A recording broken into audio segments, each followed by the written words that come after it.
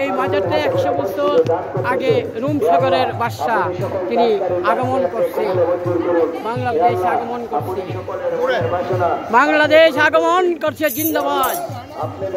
360 জন ওলি, তিনি বিচারক শাহী সুলতান কমরুদ্দিন রুমি, রুম সাগরের বাদশা আগমন করছে। 1000 বছর ইসলাম প্রচার করছে,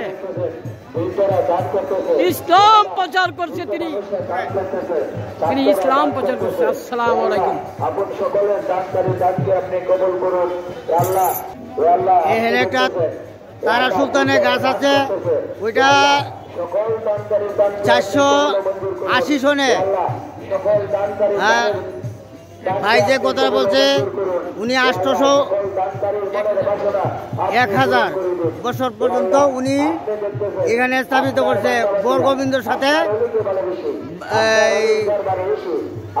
মদনাগারের সাথে উনি যুদ্ধ করছে, যাই নামাজ বিচাইতে বলছে, উনি জায়গা দেয় নাই। তখন বলছে যে একটু নামাজ 2 রাকাত নামাজ পড়বো, আমি নামাজের জায়গাটা দেন। ওযু করার সময় অনেক বাধা বিঘ্ন আছে, তবু আল্লাহর ওলি, উনি সারা বিশ্বের ওলি হযরত শাহ সুলতান কমরুদ্দিন রুমি রহমতুল্লাহ, উনার দরবারে আমরা হাজির হয়েছি। অনেক দূর দূরান্তকে জাকের আশেকান জাকেরান উপস্থিত হয়েছেন।